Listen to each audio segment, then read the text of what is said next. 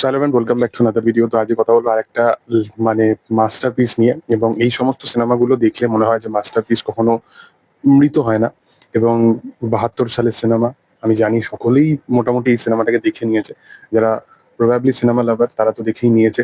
এবং এই সিনেমার আমি বারবার এই সমস্ত সিনেমাগুলো যখনই দেখে কিছু একটা বিষয় নিয়ে কথা বলতে আসি, আমি মূলত এটা বলি যে আমি রিভিউ করতে আসি না, আমি এক্সপিরিয়েন্সটা শেয়ার করতে আসি। কারণ এই সিনেমাগুলো পার্টিকুলারলি রিভিউ করার মতো যোগ্যতা আমার নেই। এবং এগুলোকে যদি আমি প্রপার ভাবে ডিসক্রাইব নাও করতে পারি, সেটা কোথাও গিয়ে আমারই ফল্ট।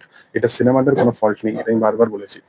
এবং এই সমস্ত সিনেমা মানে এত পরিমাণে অনেক সিনেমাকে চারিপাশে যে ছড়িয়ে আছে, যে সমস্ত সিনেমাগুলো সেগুলোকে এত পরিমাণে ইন্সপায়ার্ড করেছে। এবং এইসব সিনেমা থেকে ইন্সপায়ার্ড হয়ে কতগুলো যে হিন্দি সিনেমা হয়েছে, বা লেটেস্ট অ্যানিম্যালের মতো একটা বড় সিনেমা, যার কনসেপ্টটাও কিন্তু কাইন্ড অফ এরকমই ছিল, যেটা অ্যাকচুয়ালি গডফাদারের ছিল।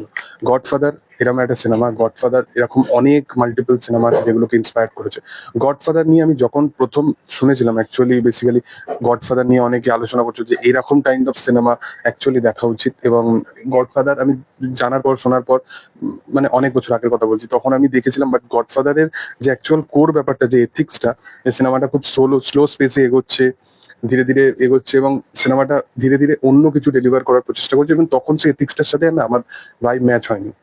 তখন একটা অন্য কাইন্ড অফ সিনেমা দেখতাম, এ করতাম। বাট সিনেমাটা বারবার রিভিজিট করতে করতে করতে করতে সিনেমার এথিক্সের সাথে অনেকটা বেশি কানেক্ট হয়ে যেতে হয়েছে।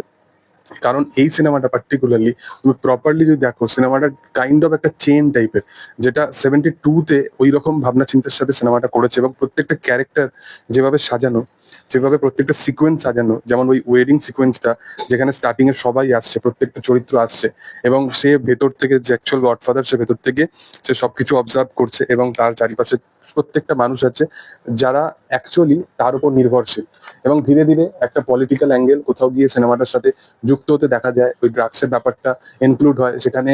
মাইকেলের যে ক্যারেক্টারটা, সেই ক্যারেক্টারটা কোথাও গিয়ে ধীরে ধীরে স্ট্যাবলিশ হতে শুরু হয়। এবং পার্ট 2-তে তো কি হয় সেটা তো নিয়ে অন্য একটা কোনো ভিডিওতে অবশ্যই কথা বলবো। বাট মাইকেলের ক্যারেক্টারটাকে যেভাবে ট্রানজিশনটাকে দেখায় এই সিনেমার মধ্যে, তোমরা ফিলও করতে পারবে। এবং তোমাদেরকে এরকম নয় যে রাতারাতি হঠাৎ করে সবকিছু দেখিয়ে দেবে। তো ওই ক্যারেক্টারটাকে যেভাবে ব্রেকডাউন করে সেটা দুর্দান্ত। সানির ক্যারেক্টারটাকেও দারুণ ভাবে দেখানো হয়, যেটা ওভার অ্যাগ্রেসিভ হয়েছে।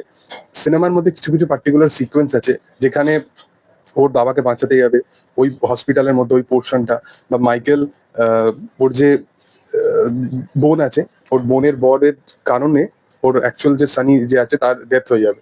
এবং সেই যে বদলাটা সে নেবে, এবং তারপর সে এসে বলবে যে আমি মারিনি, ও এন্ড অব্দি বলবে।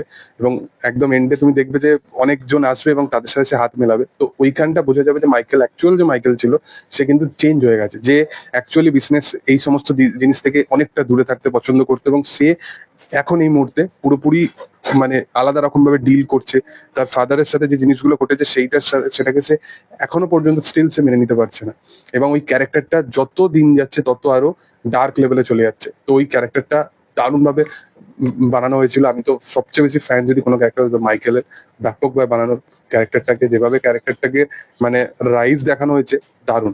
তো ওই চরিত্রটা ব্যাপক। এবং তারপরে ওর ফাদারের সাথে কনভারসেশনের যে চরিত্রগুলো, একদম যেখানে ওই মারা যাবে তার ঠিক আগে যে কনভারসেশন, ওই জায়গাটা প্রচন্ড ইমোশনাল করে দেয়। তো সিন এরকম আছে কাইন্ড অফ, যেখানে শুধুমাত্র যে গ্যাংস্টার ড্রামা মানেই যে শুধুমাত্র হার্ডকোর অ্যাকশন হবে, এ হবে, সেরকম নয়। এখানে কিন্তু একটা প্রপার থ্রিলিং ভাইব থাকবে পুরোপুরি থ্রু আউট সিনেমাটার মধ্যে।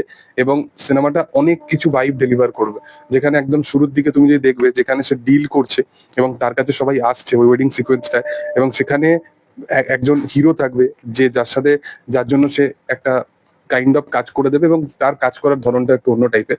তো সেই জিনিসটাকে আবার খুব চেন ওয়াইজ মাইকেল সেটাকে ইউজ করবে। তারপরে আরেকজন আছে যার মানে মেয়ের সাথে খুব বাজে একটা প্রবলেমেটিক জিনিস হয়, এবং সেইটার সে বদলা নেওয়ার জন্য তাকে মানে কনফেস করবে। তো সেই জিনিসগুলো যেভাবে পুরো থ্রু আউট চেন ওয়াইজ দেখানো হয়, এবং প্রত্যেকটা রেফারেন্স একটার সাথে একটা এত সুন্দরভাবে কানেক্ট করা থাকে গডফাদারে, এগুলো কোনো মানে আমি তো বারবার বলছি, এগুলো কোনো রিভিউ না, এগুলো অ্যাকচুয়ালি এক্সপিরিয়েন্স শেয়ার করা, আর কিছুই না। আমার ব্যাপক লাগে, আমি যতবারই গডফাদার দেখতে বসি আমার মনে হয় যে কিছু একটা নতুন কিছু নিয়ে বেরোলাম। তোমাদের কি বক্তব্য?